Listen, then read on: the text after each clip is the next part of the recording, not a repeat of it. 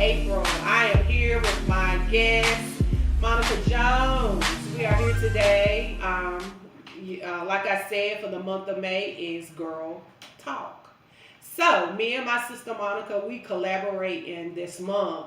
So, we've been hitting on some real stuff, y'all. And I hope you guys have been enjoying it. The segments have been gaining keys to help you maintain a successful life, and also I hope you guys have got some, some questions answered. Because a lot of things that me and my sister is talking about are some things that we experience in our walk. So we're not up here just to be just saying stuff. These are things that we talk about on a daily basis. Me and my sister, when we get together, we have these courageous conversations. We always talking. We talk about things that we deal with, because a lot of things we got to confront in order to heal from it. And, it's okay to have that sister or somebody that you can go talk to that's able to, iron sharpen iron, that's able to kind of pray with you or able to give you the answers that you need. They may not have the answers. They may just have to pray with you. So, with that being said, thank you all for tuning in. For this segment, we are going to be talking about single, saved, and waiting. All right, single, saved, and waiting. Me and my sister has been walking this journey. Yes. So I must say, some things that we share with y'all, we're not up here. Remember, me and my sister Monica try to be transparent with y'all. We make mistakes. I just want y'all to know we're not perfect. We make mistakes. We learn through our mistakes. Okay? We have challenges just like you guys. We deal with things just like you guys. But God has given us revelation and given us insights on our journey. And we want to share them with you. We know we just going to sit. We're going to talk about it. Me and Monica, we're going to go back and forth as far as giving you things on single, saved, and waiting. How many are y'all out there single? Where are my single ladies? Single and saved and waiting. All right. So, me and Monica, we're going to talk about, for a moment, about our single walk and us being saved and waiting. Just to give you a little background, we're just going to talk a little bit about ourselves. Just a little bit. Just giving you an example. Let you know, hey, we in it too. So don't give up. Just give you a little encouragement. I'm gonna let my guests. I always let my guests go first. So I'm gonna let Monica just enlighten you a little bit about her single, saved, and waiting journey. Okay, so my journey has been full of twists and turns because before I became saved, my issue was fornication. So I'm about to get real transparent. Come on, y'all. Because I'm delivered and I'm set free. Yeah. And I'm healed. But and after I received Christ in my life and everything like that, the thing that always got me was fornication. And the reason being because that was what I was doing before I became a Christian. And so a lot of people in the church, whether they want to admit it or not, they have that same struggle. Yes, we all do. Because if it were not so, there wouldn't be so much scandal going on in the church right now. Come on now. If we were really, we didn't have that issue. Real talk. So, but for me, I struggled for years with fornication. Okay, I was in church, but I was struggling. I was the thing with me was the enemy would always send somebody. I'll be doing good for a little while, hallelujah, praise God, I'm living holy. Here comes somebody. And in your mind you say, oh, I'm not going to do anything, we're just going to talk, I'm just going to go to his house, I'm just going to come over mine, nothing's going to happen, we're just going to watch TV, and then boom, you fall. So, after a while of this cycle, this pattern in my life, I remember I told God, I was like, God, I'm tired. I said, I can't live this life. Because, I was right, I couldn't. I had to rely on him to live this life. See, what I was doing was, I was trying to do what only he could do. He had the power. I didn't have any power. You know, because I felt like when I'm saved, I'm not supposed to be. And no, you're not supposed to, but you also got to realize you can't keep yourself. That willpower will only last for a season, for a little while, because you're going to give in, because we are emotional beings. As women, we're very emotional. And the enemy knows how to send people to play on those emotions and to bring out your vulnerabilities and to make you feel like, oh, this person really cares for me. All the while they don't. They're just playing a role, like they're being an actor, basically. So when I got to that point of, God, I'm tired, it was like, God was like, okay, well, now we can work. Now I can work with you because you're tired. You're not in my way, because I was in the way. And he said, first and foremost, you got to establish boundaries. You can't be going over nobody's house, and they don't need to be over your house. You know, and you have to be honest with yourself and know your triggers.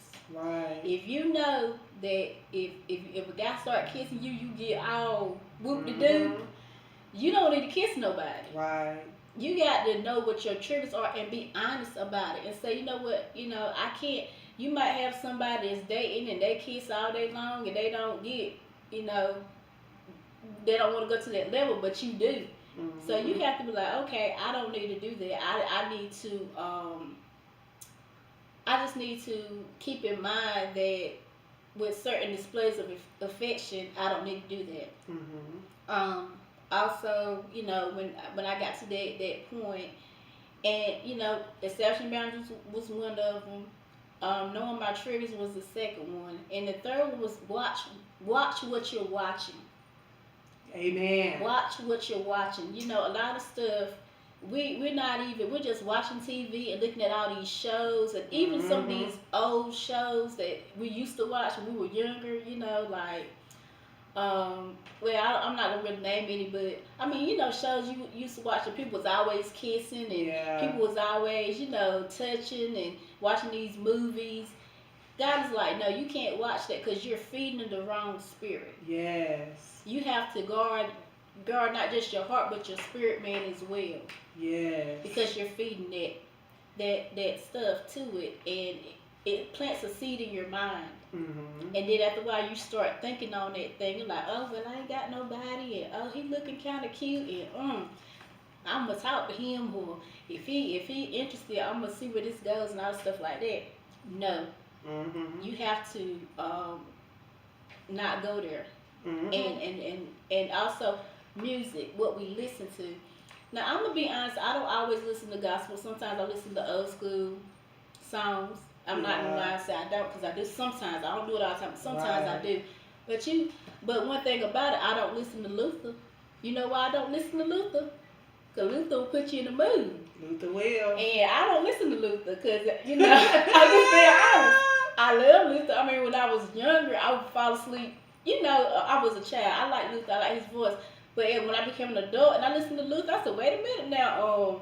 Something going on here. I can't listen to Luther like I did when I was a little girl. No, I can't listen to Luther. So, you just have to really evaluate yourself and have those points in your mind, like, okay, if I'm going to safeguard my abstinence, if I'm going to, and of course the Lord will protect you, but you also have to protect yourself as well. Because I remember one time I was always praying against counterfeits, and the Lord was like, it don't matter how much you pray against them, you the one opening that door. Yes. You can pray and say, Lord, I just cursed and root the counterfeits and they ain't come here and all this stuff. But he like, no, if you open the door for them to come in, see, some stuff ain't always, you got to be practical as well as spiritual. That's right. It ain't always about, I'm gonna pray these men away, Jesus. No. If you open that door and let them jokers come in, they gonna come in. That's and right. they're gonna like, I'm gonna see what I can do. I can see what I can say, cause I'm gonna get her. Oh, she a holy woman. Oh, I'm gonna get her. You have to understand, men do not think the way that women do. And also, one thing I learned too about men is that men do not invest in every woman that they come across. See, we as women, our issue is that when we meet a guy, we're like, well, he might be the one. He seems nice and You know, he got a nice car, he got a nice job, decent job. He might be the one. Mm-hmm. Men don't do that. Mm-mm. Men would not. I mean, they would not invest in a woman just because she seemed like she got it going on. Like they do their homework. Yeah. They check us out.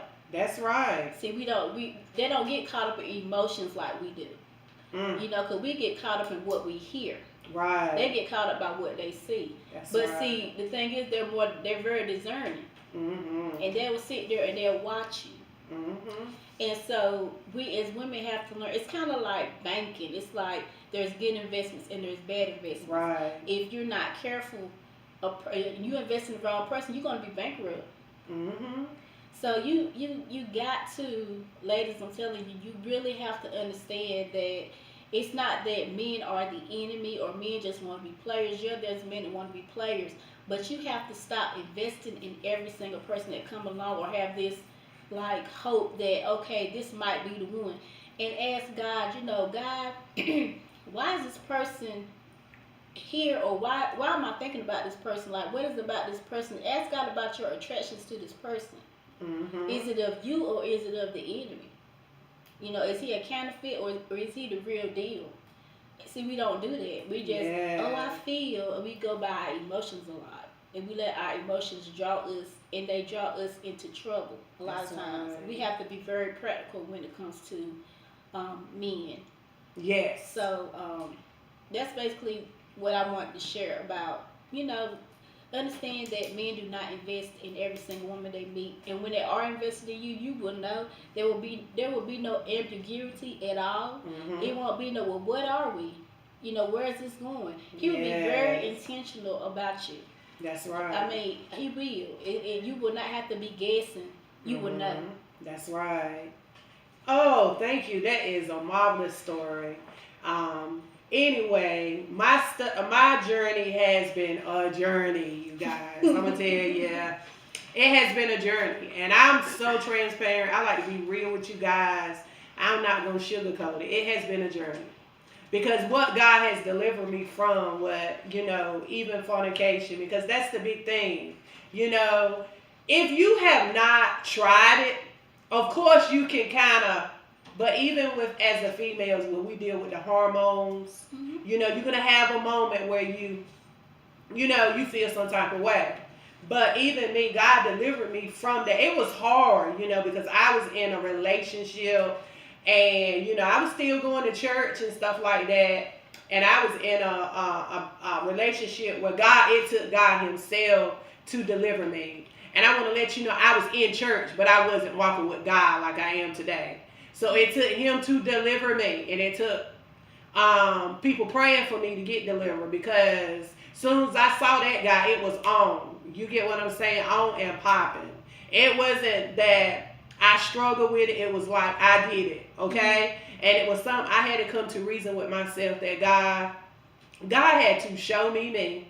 I'm telling you, he had to show me the value of who I was. And I ain't gonna never forget it, because I was struggling with that thing. I'm gonna tell y'all, I even went to a sister in Christ, and I let them know. I opened up and told them, I said, look, I'm struggling. I said, I want to let it go, but I can't. I can't let it go. I can't and I'm talking about the sex go. And I'm just keeping it real with y'all. And they was like, I thought they were praying for me. They was just praying on me. But it was just horrible. They prayed on me and they weren't praying. You get what I'm saying? Because some people want you to fall. But God delivered me. I remember I had bold enough to confront that guy. And when we was going, because normally when we go into a hotel, we go into a hotel. So at that time, when God delivered me from that, I was able to stand up to him and say, you know what? I'm through with this. I am priceless. God, I was bought with a price. I no longer want to indulge in that. And after I let that go, that's when my journey began, y'all. That's really when my journey began, as to waiting. And Lord knows, it seemed like the wait was forever. You know what I'm saying?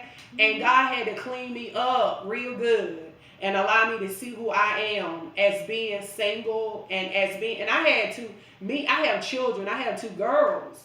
So therefore, I can't be bringing a lot of men around my girls, because what they see is what if they see me, I'm a model to them. I'm a leader to them. So mothers out there, if you have children, be careful because you don't want your children to see you bringing a lot of men in your house. And I'm gonna tell you, I said, you know what? And I ain't saying I have dated since I've been a Christian, meaning that, since I've been walking fully with God. But I had my walls so far up where I was like on the edge, like I couldn't do nothing, like I couldn't go nowhere, and I was a shell. I blew it. You know what I'm saying? The person looked at me like, "Die, well, you can't do nothing," because I knew, you know what I'm saying? So I'm just keeping it real with you guys.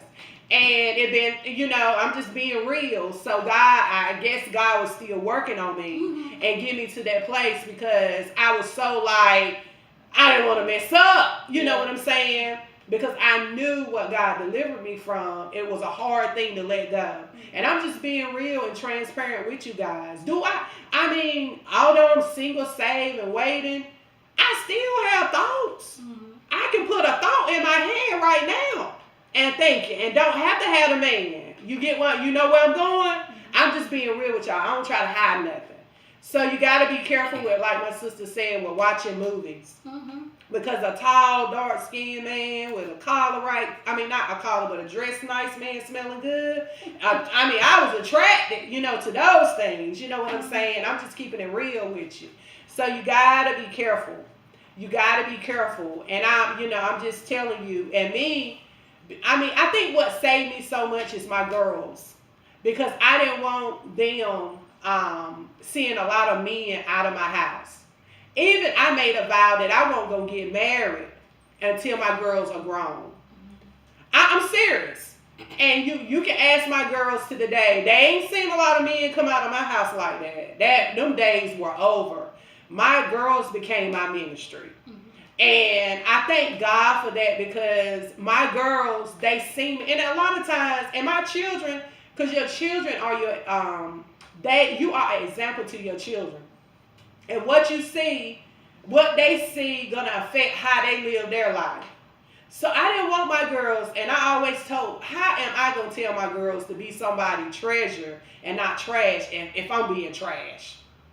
Come on now. We gotta be as parents, we gotta show them something too. You can't just tell them not to go have sex and not to be. I'm gonna tell you, I had my oldest girl when I was 7. I got pregnant at 17. Okay? And I made up in my mind and not decreed, but I say, you know what? This stops here. My girls will not be pregnant at 17. They will not be nobody trash. But it took a cost because my life had to demonstrate that. They had to see that. I couldn't just tell them, look, you got to be careful. Look, don't do that. They had to see my life. So it was a lot of things I couldn't do. You get what I'm saying? I couldn't let a man stay in my house or bring a man in my house like that. My girls there. So I think they saved me. My girls what really saved my life and helped me through the process of that. Now they grown. And I'm telling you, they grown. The generational curse has been broken. Both of my girls, I tell you, one of my girls, she is graduating from college. No children. My baby girl is in college. I'm just saying how the enemy come in. You got to break that generational curse. You get what I'm saying? So it has been broken. And, being a teen mom has been broken. You get what I'm saying? Being somebody trash has been broken. And I'm not saying my girls is better than anybody else. And I'm not saying that they couldn't indulge. I'm not saying that. And I'm not saying we perfect. But your life has to be a witness to them. So that's what saved me. So it's been a journey for me, y'all. Yes, there have been times where I would do anybody see me? You get what I'm saying? Because it'd be a journey like nobody talks to you. Nobody try to holler at you. And it's because your life, the way you live. And I thought about it. I said, I'm a king. I'm a queen. And my king got to find me. That's why nobody ain't hollering at me like all these other girls saying they doing this and doing that. I don't get that. Because the man has to be mature to come this way anyway. He has to be ready. You know what I'm saying? So like I said, it has been a journey. Monica said it. You gotta guard your heart and you gotta guard your mind. And you gotta be careful. You gotta guard your gates. Because what you watch, what you hear, and stuff like that. Because if you don't, it'll allow you to, you get what I'm saying? That feeling arise. You get what I'm saying? I'm just telling y'all things that kind of can help you guys in it. Monica, you want anything else you want to say, add to it? Another thing I had to say, like, I remember when you mentioned that you blew it. You didn't blow it. It's just that at that point in time, because God knows what God has for you, you're gonna obtain it. It's not a thing where you quote unquote blow it. I just feel like that's also a thing of protection while those relationships didn't work out. So that's all I wanted to say, just to clarify. Amen. You hear that? See how me and her being sync? Yeah. So she clarified that too for you guys. So it's let me say it's hope. Just keep believing God. Just keep preparing yourself. Keep living the life that God has called you to live, and in God's timing. In God's time, King will find you. He will find you in the right place. Okay.